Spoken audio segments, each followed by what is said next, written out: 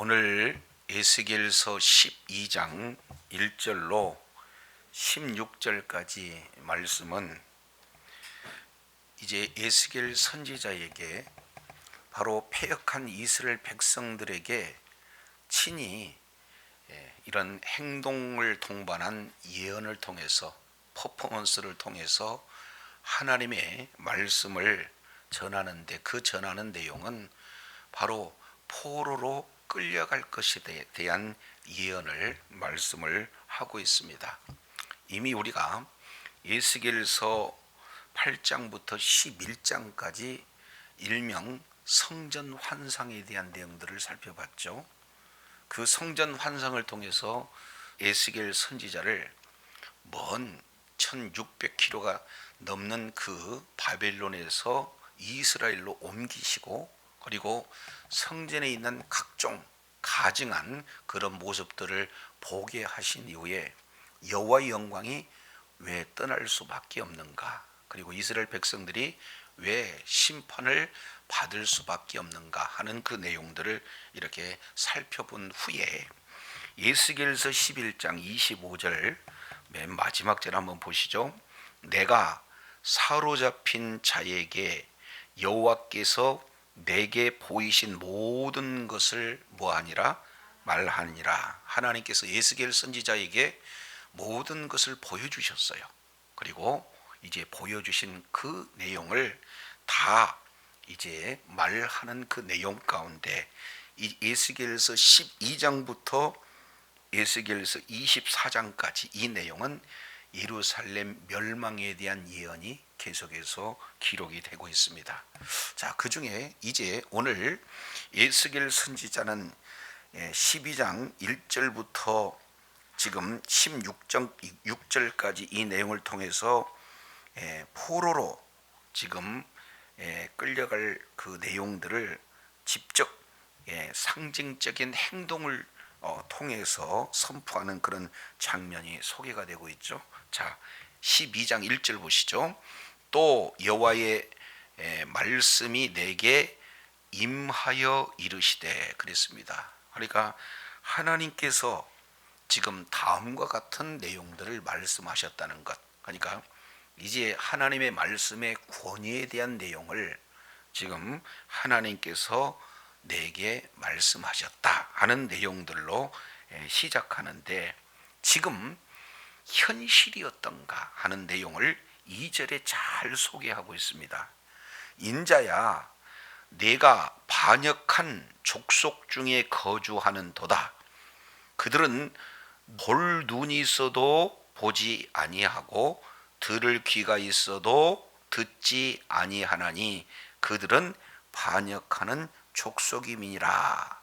지금 2절 내용을 보면은 시작도 반역하는 족속 중에 거했다. 그리고 2절 마지막도 반역한 족속이다. 지금 이렇게 표현을 하고 있습니다. 그래서 예나 지금이나 이 반역죄는 굉장히 큰 죄 아니겠습니까? 그러면은 반역한다는 것은 무엇을 의미하는 걸까요? 그래서 시작과 끝을 반역이다 이렇게 말씀을 하고, 그 중반절에 내용을 잘 지금 요약을 하고 있습니다. 그 내용은 뭡니까?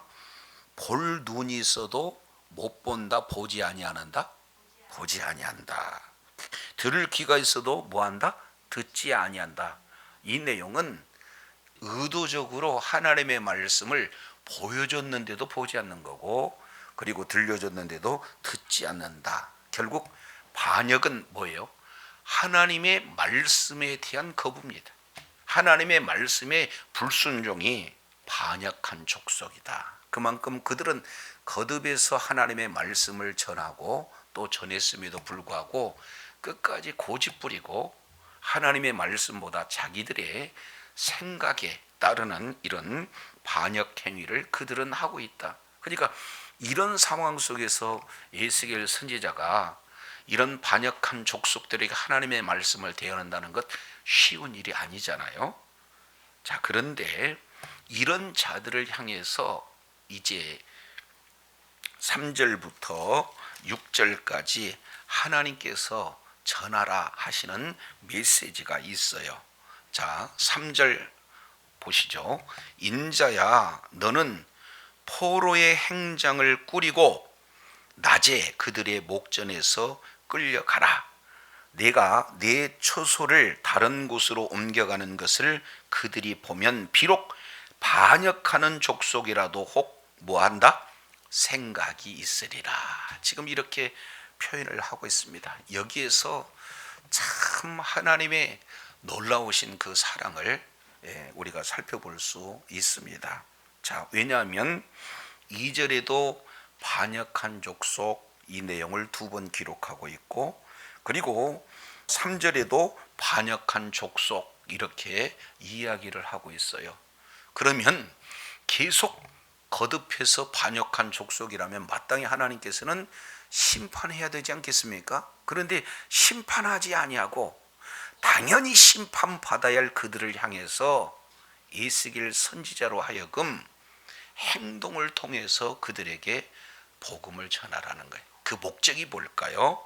3절 하반절 내용을 통해서 보니까 비록 반역하는 족속이 있더라도 혹 뭐한다? 생각나게 하려 하기 위한 목적이다. 그러니까 이렇듯 이제 적극적으로 온 몸을 다해 복음을 전하는 그 내용을 통해서 모두가 돌아오지 않고 단 몇이 돌아온다 할지라도 그 돌아오는 자를 구원하시기 위해서 패역한, 다른 말로 반역한 그런 족속에게 하나님의 말씀을 대언하라. 지금 이렇게 말씀을 하고 있습니다. 이 모습이 오늘날 우리들의 모습 아니겠어요? 거듭 하나님은 말씀하시고 또 말씀한데도 불구하고 우리는 끝까지 고집부리고 하나님 앞에 이제 말씀대로 순종하지 못하는 그런 자리에 있었던 모습이 우리들의 모습이다, 그 말이에요. 그래서 우리 하나님께서 오래 참으셨어요. 끝까지 우리에게 긍휼히 여겨주심으로 예수 그리스도를 믿는 믿음을 허락하여 주셔서 오늘 우리가 하나님 앞에 나와 하나님 앞에 예배를 드릴 수 있는 그런 자리에 있다. 이것은 전적인 하나님의 사랑이요 하나님의 은혜인 줄로 믿습니다. 그래서 이렇게 반역한 족속임에도 불구하고 혹시 이 한 사람이라도 이렇게 말씀에서 벗어났다 하는 그 일들을 생각할 수 있지 않겠느냐 하는 것이 하나님께서 지금 보여주고 계시는 하나님의 그 생각, 이 내용을 지금 말씀을 하고 있어요. 자, 그렇다면 이 포로로 끌려가는 이 장면을 시간대를 한번 보시죠. 4절 보실까요? 너는 낮에 그들의 목전에서 내 포로의 행장을 바꾸게 내어놓기를 끌려가는 포로의 행장같이 하고 그랬습니다. 자, 낮에 포로로 끌려가는 행장같이 해라. 이 내용에는 어떤 의미가 담겨져 있습니까? 포로로 끌려갈 때 뭐 이것저것 다 짊어지고 이고 끌려갑니까? 아주 필수적인 것만을 꾸려가지고 가는 겁니까? 필수적인 것만 끌려가요. 그런데 그것도 행색 이 자체가 얼마나 초라한 그런 어떤 행색이 되겠어요. 자, 그런 형태로 대낮에 모든 사람들이 딱 봐도 포로로 끌려가는 모습이겠구나, 이것을 모두 다 생각할 정도로 마치 포로로 끌려간 자처럼 행구를 가져라, 지금 행장을 취해라, 이렇게 지금 말하고 있습니다. 자, 그러면은 이제 시간이 지나서 저녁 때가 됩니다. 그랬을 때 4절이에요. 저물 때 너는 그들의 목전에서 밖으로 나가기를 포로 되어 가는 자 같이 하라 그랬습니다. 그래서 낮에 이제 짐을 싸고 밤에 실질적으로 포로로 끌려가는 자까지 하는데 5절입니다. 너는 그들의 목전에서 성벽을 뚫고 그리로 따라 옮기되 캄캄할 때 그들의 목전에서 어깨에 메고 나가며 무엇을 가리고? 얼굴을 가리고 땅을 보지 말지어다. 이는 내가 너를 세워 이스라엘 족속에게 뭐가 되게 함이라? 징조가 되게 함이라. 자, 여기서 보면은 밤이 되었는데 얼굴을 가린다. 그러면은 앞을 볼 수 있을까요? 볼 수 없어요. 그리고 끌려갑니다. 비참한 모습으로 끌려갑니다. 자, 끌려가다가 보면은 앞에 장애물이 놓여 있는 것 구분할 수가 없잖아요. 그러니까 끌려가면서 나도 모르게 뭐예요? 머리를 찢기도 하고 또 패인 웅덩이 같은 데는 걸려서 넘어지기도 하고, 그러니 지금 이 모습이라고 하는 것은 굉장히 처참한 그런 어떤 모습을 마치 포로로 끌려갈 때 그 모습 그대로 재현을 해라. 그러면서 이것이 바로 징조다. 지금 이렇게 표현을 하고 있는 것을 보게 되어집니다. 자, 그래서 7절이에요. 여기 중요한 대목이 소개가 되고 있죠. 내가 그 멋대로 행하여 명령대로 행하여.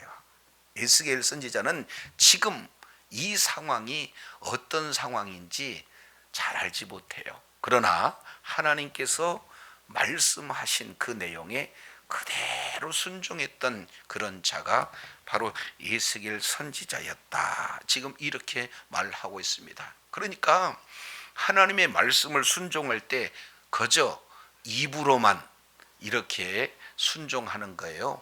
온 몸을 다해서 순종하는 겁니까? 그렇습니다. 온 몸을 다해서 지금 순종을 하고 있어요. 많은 몸은 망가집니다.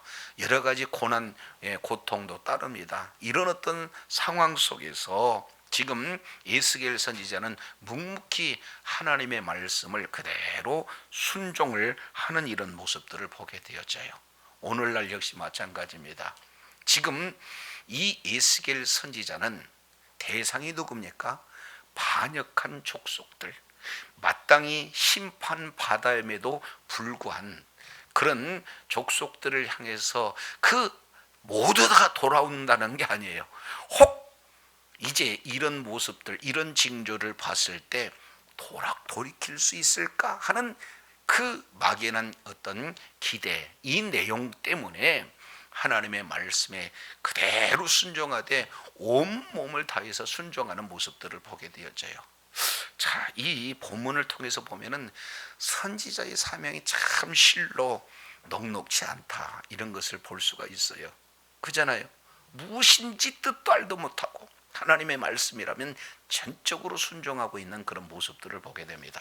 이 내용은 이사야서 20장인가요? 내용을 통해서 보면은 이사야는요, 실오라기 걸지 않고는 거리에 가면서 복음을 전했던 자입니다. 그리고 에스겔 선지자는 이미 4개의 이런 어떤 행동을 동반한 예언들을 실질적으로 진행했잖아요. 여기서 또 이렇게 순종을 하고 있습니다. 예레미야 역시 그렇고, 호세 선지자 어땠습니까? 이제 참으로 이 아내를 맞이하는 그런 일에서 이 북이스라엘에서 가장 음란한 여인들을 이렇게 맞는 그런 내용들을 봐요. 그 내용은 뭡니까? 하나님의 말씀에 전적으로 순종했던 선지자들의 모습을 우리가 보면서 우리가 하나님의 말씀에 어떻게 순종해야 될 것인가 하는 그 본을 이렇게 볼 수 있습니다. 그래서 오늘 에스겔 선지자를 통해서 패역한, 이제 배반한 이스라엘 백성들을 구원하시기 위해서 이렇게 정말로 온 몸을 다해서 하나님의 말씀을 전하고 그 속에서 하나님의 놀라운 사랑을 우리는 깨닫게 되고, 그리고 그 말씀에 철저하게 순종했던 이 에스겔 선지를 통해서 우리들이 어떻게 말씀에 순종해야 될 것인가 하는 그 자세를 우리가 살펴보게 되어집니다. 자, 그런데 놀라운 것은요, 8절에 연결이 이렇게 되어져요. 자, 8절 보시죠. 이튿날 아침에 여호와의 말씀이 또 내게 임하여 이르시되, 여기서 이튿날 아침 그랬는데 실제 내용을 보면은 새벽입니다. 이 아침이라고 하는 게. 그러면 어제 저녁 모든 사람 앞에 포로로 끌려가듯이 매우 고생들을 진행하면서 말씀에 순종하지 하지 않았겠습니까? 그런데 불과 몇 시간 지나지 않는 그 이후에 하나님께서 또 에스겔 선지자에게 지금 말씀을 하고 있는 것을 볼 수가 있어요. 에스겔 선지자도 이 사명을 감당하는데 이제 순종했더니 우리 하나님께서 어떤 은혜를 주시는가. 자, 9절 이하 이 내용을 통해서 보면은 비로소 하나님께서 왜 이런 상징적인 행동, 이런 퍼포먼스를 통해서 하나님의 말씀을 전했는가, 이 내용을 우리 주님께서 친히 가르쳐 주십니다. 자, 9절 보시겠습니다. 인자야, 이스라엘 족속 곧 그 반역한 족속이 내게 묻기를 무엇을 하느냐 하지 아니하더냐, 이렇게 물어봐요. 패역한 족속 말로 전했을 때 그들이 받아들입니까? 안 받아주잖아요. 그러니 참 눈으로 보여서 행동으로 옮겨서 순종하는 그런 모습들을 보니까 저게 뻔히 포로로 끌려간다라는 사실을 누구나 알아요. 자, 잘 보시면 지금 에스겔 선지자가 있는 곳은 어디입니까? 바벨론 포로로 끌려간 그발강가 아니겠습니까? 그러면 이들은 1차, 2차 포로를 경험했던 자리예요. 그러니까 에스겔 선지자가 포로로 끌려가는 그 퍼포먼스를 진행했을 때 한 번 다 경험해봤던 그들 내용이기 때문에 처참하게 끌려왔던 과거가 뇌리에 바로 스치게 되어지는 겁니다. 그잖아요. 그러면서 왜 이게 무엇을 의미하느냐 알고 지금 이 반역한 족속들이 에스겔 선지자에게 지금 묻고 있어요. 참 이들은요, 마음이 완악하기 때문에 이제 들어도 듣지 않으려고 떼를 쓰고 봐도 보지 않으려고 떼를 쓰고 있는 거예요. 고집을 부리는 겁니다. 왜 그렇습니까? 왜 하나님의 말씀을 이렇게까지 적극적으로 대항하게 되죠? 그들은 잘못된, 그들이 욕심을 건드릴 수 있는, 그들이 듣기 좋은 그 거짓 선지자의 예언을 찰싹같이 이루어지기를 소망하고 있기 때문에요. 조금 더 구체적으로 표현한다면 내가 듣기 좋아하는 말만 골라서 들으려고 하니까 어려운 메시지를 전하면 도대체 들으려고 하지 않아요. 도대체 보려고 하지 않아요. 예레미야 선지자를 통해서 편지로 바벨론까지 가잖아요. 그 내용은 거짓 선지자들이 어떻게 그들을 미혹합니까? 너희들이 바벨론 포로로 끌려갔지만 얼마 되지 않아서 뭐 한다? 다시 돌이킬 수 있다라고 거짓 선지자들이 미혹하는 그런 내용이에요. 그런데 예레미야 선지자는 잠깐이었습니까? 아예 거기에서 터를 닦고 집을 짓고 자녀를 낳으라고 그랬어요. 그러니까 오랜 기간이 되어진다는 것을 예레미야 선지자는 그들에게 선포했고, 거짓 선지자는 곧 돌아온다. 그러면 끌려가는 그들은 진정한 하나님의 말씀에 순종해야 될 거 아니에요. 그런데 듣기 좋은 말씀만 골라 듣는 거예요. 오늘날 이단들이 다 그렇습니다. 근데 이단뿐만 아니라 우리 교회에서도, 한국교회 모든 성도님, 저를 포함한 모든 목사님들도 마찬가지죠. 그러니까 어떻게든지 축복의 말씀, 능력의 말씀, 기도의 응답에 대한 말씀, 이런 어떤 내용만 골라 듣게 되어지면은 이제는 어떻게 됩니까? 우리는 자칫하면 기복주의로 흐르고 인본주의로 흐르고 세속주의로 흐를 수밖에 없어요. 왜? 하나님의 말씀을 듣지 않고 내가 듣기만을 원하는 말씀을 골라 듣는 그 결과는 그렇게 이루어질 수밖에 없다는 겁니다. 그런데 지금 이들이 볼 수는 있어도 보지 않아요. 들을 수는 있는 귀가 있는데 듣지 않습니다. 그래서 행동으로, 퍼포먼스로 지금 이렇게 표현을 하니까 그들은 드디어 그 뜻을 물어보게 되는 거예요. 무엇 하느냐? 라고 이렇게 물어보지 않더냐? 이렇게 했을 때 10절, 그러면 너는 이렇게 답변해라 라고 지금 말씀하고 있습니다. 너는 그들에게 말하기를 주 여호와의 말씀에 이것은 예루살렘 왕과 그 가운데 있는 온 이스라엘 족속에 대한 묵시라 하셨다 하고 그랬습니다. 결국 물어보는 그들에게 해석을 바르게 하라는 거예요. 이것은 비단 내 문제가 아니라 바로 남유다 왕에 대한 문제요. 그리고 모든 이스라엘 족속에 대한 하나의 묵시다. 그 얘기는 하나님께서 미리 뭐 하신 거예요? 그대로 이루어질 것을 보여주셨다. 지금 이렇게 말씀을 하고 있는 것을 보게 됩니다. 자, 이 내용은 마지막 왕 시드기야 왕이 끝까지 예루살렘 성벽이 바벨론 군에 의해서 에워싸임을 당해서도 항복해요? 끝까지 저항합니까? 끝까지 저항해요. 그러다가 이제는 토성을 쌓아서 예루살렘 성벽이 다 점령될 즈음에 야반 도주를 하게 됩니다. 성벽을 뚫고 그리고 애굽을 향해서 도망가다가 잡혀서 결국에는 이제는 자기 눈앞에 목전에서 자녀들이 죽임을 당하고 그리고 신하들이 죽임을 당하고 끝내는 두 눈이 뽑히고 바벨론 포로로 끌어가는 그런 내용을 지금 그대로 에스겔 선지자에게 지금 가르쳐주고 있는 거예요. 자, 그 다음에 보시죠. 11절 또 말하기를 나는 너희 징조라 내가 행한 대로 그들도 포로로 사로잡혀 가리랴. 그러면서 무리가 성벽을 뚫고 행장을 그리로 가지고 나가고 그 중에 왕은 어두울 때 어깨에 행장을 메고 나가며 눈으로 땅을 보지 아니하라고 자기 얼굴을 가리리라 하리라. 그런데 신기하게도 이 말씀은 그대로 이루어져요. 하나님의 말씀은 살아 있습니다. 하나님의 말씀은 생명이 있습니다. 하나님의 말씀은 능력의 말씀이에요. 그러니까 한번 선포하면 뭐 하는 거예요? 그대로 이루어져요. 그러니까 구약의 큰 성경 맥을 우리가 잡는 데 있어서 예언은 반드시 뭐 한다는 것? 성취되어진다는 것. 그러니까 하나님께서 에스겔 선지자를 통해서 이미 대언하신 그 말씀은 그대로 이루어진다는 거예요. 우리는 성경을 통해서 보면은 이 시드기야 왕에 대한 내용이다라는 사실을 보고 그대로 이루어지지 않습니까? 자, 그래서 13절이에요. 내가 또 내 그물을 그 위에 치고 내 올무를 걸리게 하여 그를 끌고 갈대아 땅 바벨론에 이르리니 그가 거기서 죽으려니와 그 땅을 보지 못하리라.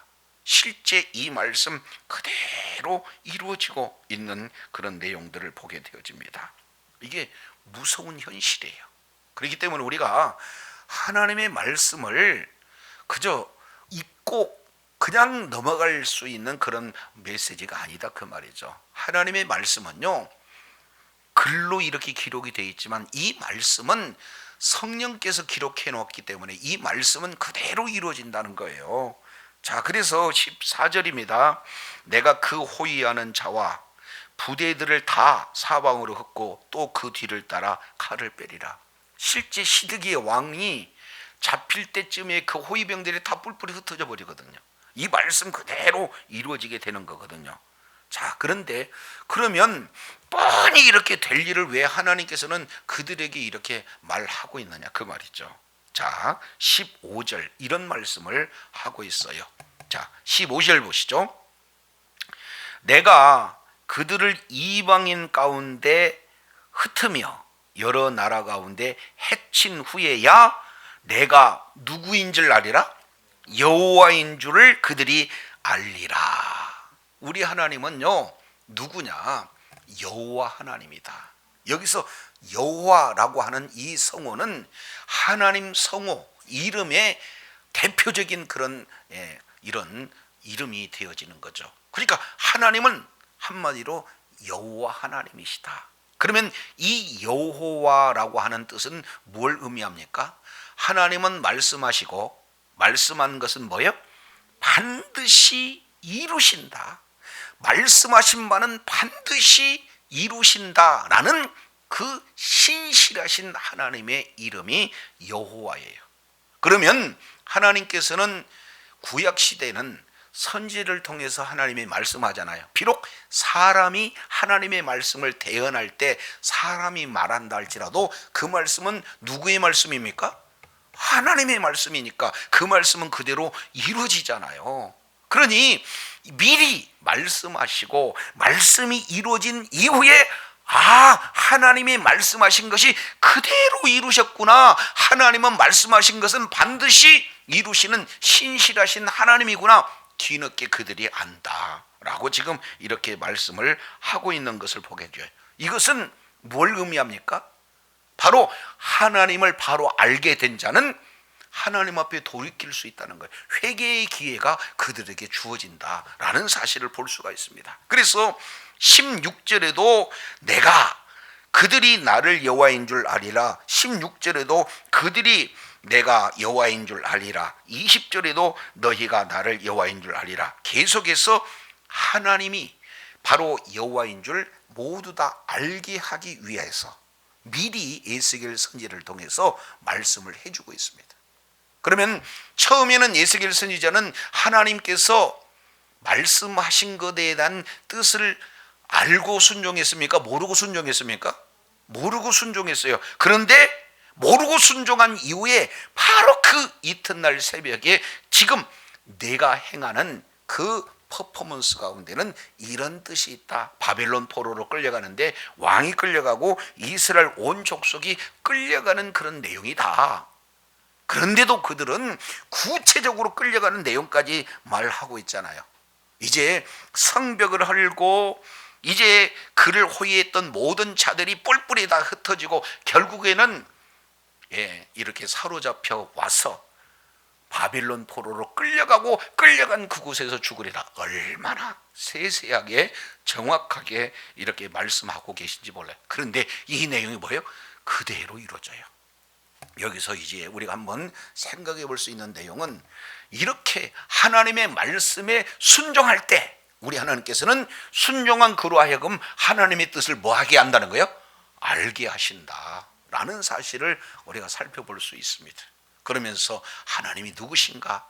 여호와 하나님이시다. 한번 말씀하신 것은 반드시 이루시는 하나님이다 라는 사실을 다시 한번 안다는 것은 경험하는 거 아니겠습니까? 이런 목적으로 우리 주님께서 보여주고 계세요. 자, 그러면 하나님을 아는 그런 자에게 그러면은 우리 하나님께서 의도가 있잖아요. 왜 하나님이 하나님 되심을 알게 하셨을까? 놀라운 사실이죠. 16절이에요.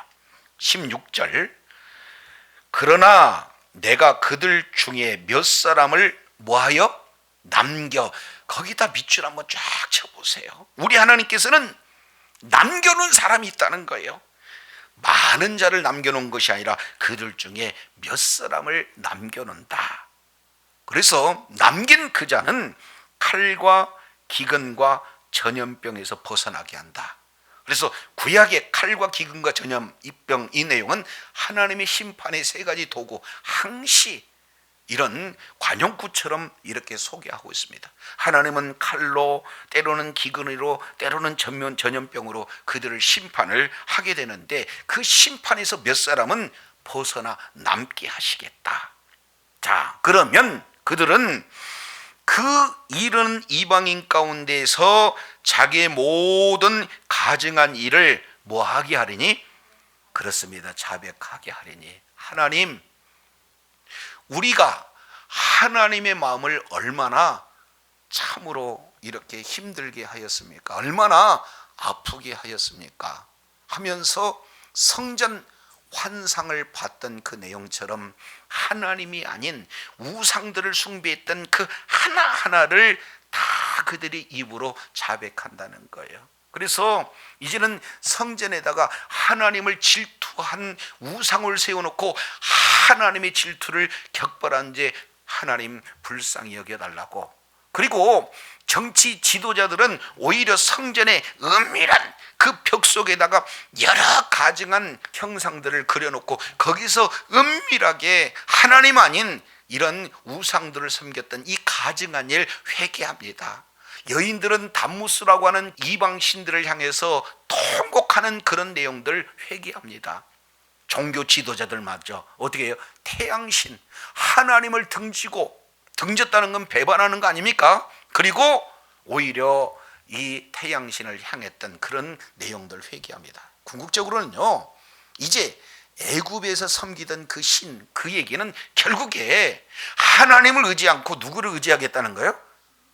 애굽을 의지하겠다는 겁니다. 우상을 의지하겠다는 거예요. 그런데 하나님이 말씀하신 그대로 이루어짐을 통해서 비로소 그들은 여호와가 누구냐, 내가 그들은 나를 여호와라 안다라는 사실을 이렇게 말씀을 하고 자백한다. 그리고 그들 역시 마찬가지로 나를 여호와로 안다. 지금 이렇게 말씀을 하고 있습니다. 이제 저도 여러분도 오늘 이 내용을 통해서 보면은 이 내용이 이스라엘 문제가 아니잖아요. 이 반역한 마음이 완악한 하나님의 말씀을 계속 전해도 그 말씀을 몰라서 듣지 않으려고 하는 게 아니라 일부러 듣지 않는 그 내용은 내 원하는 말씀이 아니라는 거예요. 지금 내가 기도하고 있는 기도 내용이 아니라는 거예요. 하나님께서 왜 그렇게 어려운 일을 나한테 주시냐는 거예요. 그러니까 결국에는 말씀에 순종하는 것이 아니라 뭐예요? 내 요구를 들어주는 하나님. 이런 부분들이 그때 당시 이스라엘 백성이나 오늘 우리들의 모습이나 똑같습니다. 그래서 정말로 우리 하나님께서는 이런 이스라엘 백성들 중에서 꼭 생각할까 하노라, 한 사람이라도 회개할까 하노라 해서 이렇게 계속 행동으로 하나님의 말씀을 전했다. 결국 우리가 하나님의 말씀에 불순종함으로 말미암아 그 죄로 말미암아 영원한 지옥의 고통에 있어야 우리를 위해서 예수님께서 친히 십자가에 달려 죽으심으로 말미암아 이제 우리를 구원해 주신 줄로 믿습니다. 그리고 우리가 성경 말씀 한 말씀이라도 순종할 수 있는 지혜도 능력이 우리들에게 없어요. 그런데 성령께서 감동시키시고 성령께서 우리를 어떻게 해요? 강력한 이런 충만한 은혜 가운데 거하게 하셨을 때 우리가 하나님의 말씀에 순종할 수 있는 그런 자리에 있게 된다는 것을 우리는 말씀을 통해서 살펴보게 됩니다. 그래서 날마다 삶 여정 속에서 이제 이스라엘 백성들처럼 하나님의 말씀에 순종하기보다는 이제 하나님께서 주신 그 말씀, 이 내용을 부분적으로 이제 선택해서 말씀만 이렇게 듣고자 하는 이런 어리석은 자리에서 벗어나고 정말로 하나님이 여호와라는 사실, 바로 하나님의 말씀은 선포되면 반드시 이루어지기 때문에 그 말씀을 통해서 하나님의 분명한 의도를 깨닫고 그 말씀에 순종하는 자리에 있어서 날마다 하나님의 도우심 그리고 하나님의 인도하심을 따라 우리 하나님이 보시기에 아름다운 결실을 맺는 복된 자리에 있어야 될 줄로 믿습니다. 그래서 끝까지 하나님의 말씀에 순종하고 하나님의 이제 동행하시고 하나님께서 일하시는 있는 그곳이 천국이 되어 하나님 앞에 존귀하게 쓰임받는 주의 사랑하는 자녀들이 다 되시기를 예수 이름으로 축원합니다. 기도하겠습니다. 참으로 좋으신 신실하신 하나님 감사합니다. 오늘 또 우리 주님께서 에스겔 선지자를 통해서 패역한 족속이다 계속 거듭 반복하시면서도 혹 그들이 이제는 말로는 듣지 않지만 행동 퍼포먼스를 통해서 이제 하나님의 말씀을 듣고 그 중에 한둘이라도 이렇게 돌이킬까? 하나님께서 이제는 이 선지자 에스겔을 통해서 이제 하나님의 행동에 따른 말씀을 전하고 있는 것을 보게 됩니다.